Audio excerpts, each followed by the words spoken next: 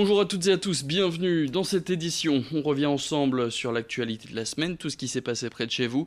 Mais d'abord, un point sur les prévisions météo qui nous attendent en début de semaine. Et de la pluie au programme, les averses sont bel et bien de retour sur la région. Le soleil, lui, fera quelques apparitions, mais restera le plus souvent caché derrière les nuages. Au niveau des températures, les 3 jours à venir vont se ressembler. On attend au maximum 17 degrés lundi et mardi, et on perdra même un petit degré mercredi. En plein cœur de la semaine bleue qui met à l'honneur les personnes âgées et les retraités, la ville de Marquette-les-Lys a mis en place cette semaine une cantine intergénérationnelle. C'est-à-dire que toutes les personnes... Putain, mais c'est pas vrai! Je ne m'en sors pas. On recommence.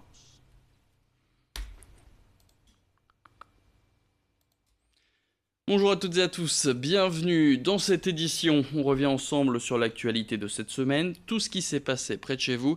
Mais d'abord un mot de météo, les prévisions qui nous attendent dans ce début de semaine et de la pluie au programme. Les averses sont bel et bien de retour sur la région. Le soleil, lui, fera quelques apparitions, mais restera le plus souvent caché derrière les nuages. Au niveau des températures, les 3 jours à venir vont se ressembler. On attend au maximum 17 degrés lundi et mardi, et on perdra même un petit degré mercredi. En plein cœur de la semaine bleue qui met à l'honneur les personnes âgées et les retraités, la ville de Marquette-les-Lys a mis en place une cantine intergénérationnelle. Toutes les personnes de plus de 60 ans résidant sur la commune peuvent donc venir manger à la cantine avec leurs petits-enfants à l'école. Pour participer, il suffit juste de s'inscrire en mairie. Alors pour l'instant, cette opération a eu lieu dans les groupes scolaires Alouette, Paul Bert et Vanek Cousteau, puisque du côté de Jeanne de Flandre, il manque un peu de place et des travaux d'agrandissement vont avoir lieu. Cet événement pourra donc aussi bientôt s'y tenir. Cette cantine intergénérationnelle pourrait même être installée en permanence selon des jours prédéfinis. Plus d'informations tout de suite au micro de Lucille Constant. Comme je suis bénévole à l'école et que j'ai mes petits-neveux neveux et nièces qui sont ici en cantine, donc j'aurais dit que j'aurais partagé leur repas. C'est le changement par rapport à ce que nous on a connu, les cantines qu'on a connues nous dans le temps et puis les cantines maintenant, les nouveaux locaux, c'est super beau. C'est super beau. C'est surtout pour les petits, pour me retrouver avec mes neveux et nièces que je leur ai dit que je venais. Donc voilà, c'est ça. C'est la première fois, je crois que c'est la première fois qu'ils le font aussi. Donc voilà, c'est une expérience. Oui, c'est bien. Non, c'est super. Puis peut-être à renouveler, on verra. Le portrait de cette édition maintenant, celui de la Super Mamie du Nord 2018. Son nom, Sylvie Spillers. Pour la deuxième fois d'affilée, c'est une habitante de Wascal qui remporte ce titre. Mais pour la première fois, cette Super Mamie n'a que 47 ans. Sylvie défendra les couleurs de la région au 23e concours national de Super Mamie en juin prochain à Belfort. Nicolas Lebrun l'a suivi dans son quotidien très chargé. Comme tous les matins, Sylvie dépose sa dernière fille de 10 ans à l'école. Mais cette fois dans la peau de Super Mamie. Car il y a plus d'une semaine, elle était élue Super Mamie Nord 2018. Une surprise pour beaucoup, car à seulement 47 ans, elle est déjà grand-mère. Une fierté pour elle, mais également pour sa fille. Maman, ça l'impressionne parce que moi j'ai été tati à 1 an et demi. Ma maman, elle a été mamie à 39 ans. Oui, c'est impressionnant, c'est sûr. Au quotidien, c'est une super maman et une super mamie. Oui, j'ai pas mal de monde, surtout dans mon entourage, qui me disent alors super mamie, ça va, on est contente et tout. Je dis oui, fière quand même, c'est clair.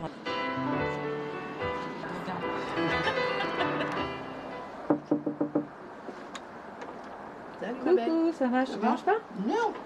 Enfin, toujours, on n'a pas le choix. On n'a pas le choix. La mère de Sylvie ne réalise toujours pas que sa fille est sortie gagnante du grand concours. Un succès qu'elle doit à une prestation en chant très remarquée lors de la cérémonie. Et voici. J'ai réussi à émouvoir tout le monde. Parce qu'à l'entracte, je n'ai eu que des compliments des petites mamies qui étaient là, des personnes qui étaient là et qui me connaissaient et qui me disaient mais on ne savait pas ce talent-là quoi. Fabienne Thibault qui était une de mes chanteuses aussi que j'adorais beaucoup parce que Starmania j'aimais beaucoup, qui a été d'une gentillesse, d'une simplicité, d'une chaleur mais superbe et qui m'a dit mais écoute tu chantes trop bien. Quand j'ai été élue, elle m'a dit si je reviens chanter par ici, je veux que tu viennes chanter avec moi sur scène. Si Sylvie est déjà grand-mère à 47 ans, sa maman, elle, est arrière-grand-mère depuis l'âge de 55 ans. Je suis le monument historique de leur école puisque c'est la 3e génération et j'ai admis les arrière-petits-fils qui est avec le maître d'école de ma petite fille, de sa mère. Pas triste, hein. Je vois beaucoup de grands-mères qui m'ont connue toute jeune, parce que j'étais la plus jeune, et quand ils savent que je vais être arrière-grand-mère une 5e fois, ça surprend toujours, mais bon. J'étais grand-mère à 38, arrière-grand-mère à 55.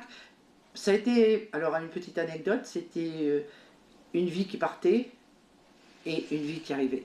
Ouais. Puisque mon mari est décédé en février 2008 et ma petite fille est née en septembre 2008. Et encore pendant très longtemps. J'aurais dit accrochez-vous, je vais faire centenaire. C'est bien, c'est bien. Je me dirais peut-être avant toi. Parce que là, vous serez peut-être arrière-grand-mère. Je risque fortement d'être arrière-grand-mère, ça c'est sûr. Et si Dieu me prête vie, 5 fois. À moi, tout ça, j'aurais fait toute les générations, quoi. Tiens, on va aller voir là, qu'est-ce qui se passe. Parce que c'est ce que je pense,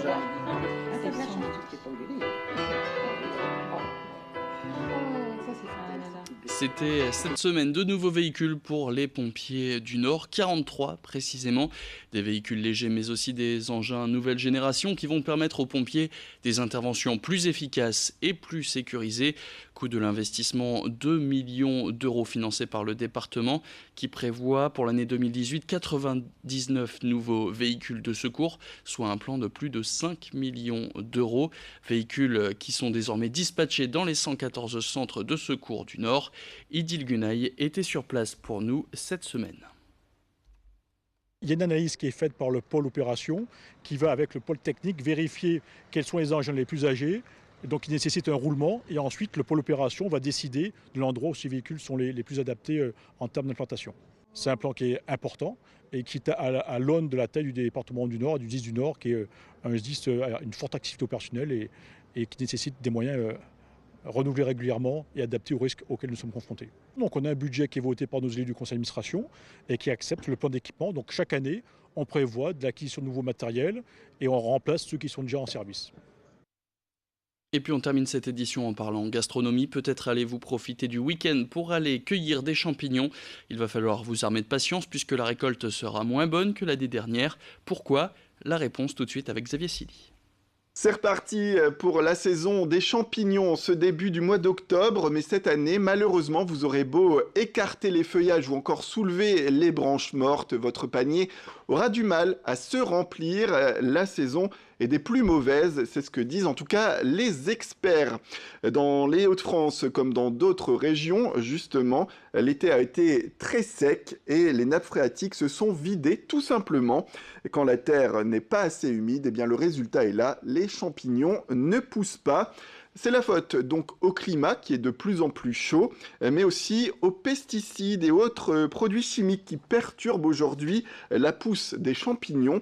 Pourtant, les Hauts-de-France sont particulièrement bien fournis en variétés comestibles. On écoute d'ailleurs tout de suite le mycologue et pharmacien Jean-Baptiste Coquelard. Il était au micro de Céline Huret pour parler de ces variétés qu'on peut retrouver dans nos bois et nos forêts.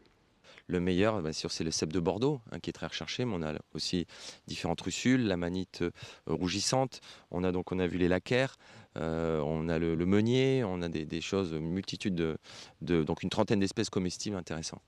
Et on le disait, cette pénurie pénalise forcément les gourmets qui ne pourront pas se régaler comme ils le souhaitent malheureusement. Mais il y a un autre problème, et cette fois beaucoup plus grave. Selon les experts, eh bien, les champignons sont importants aujourd'hui dans le cadre de la préservation de la biodiversité. En effet, ils élimineraient les végétaux malades et ils aideraient également les arbres à pousser. Alors on va quand même terminer avec une note positive. La région peut encore voir des champignons arriver jusqu'au mois de décembre. Il reste à attendre de grosses pluies mêlées d'épisodes doux. Voilà pour cette information concernant cette cueillette mauvaise cette année. Et c'est la fin de cette édition. Merci à toutes et à tous de l'avoir suivi. L'information revient très vite. La prochaine édition, elle sera avec Adrien Lanois. Quant à moi, je vous souhaite un excellent week-end.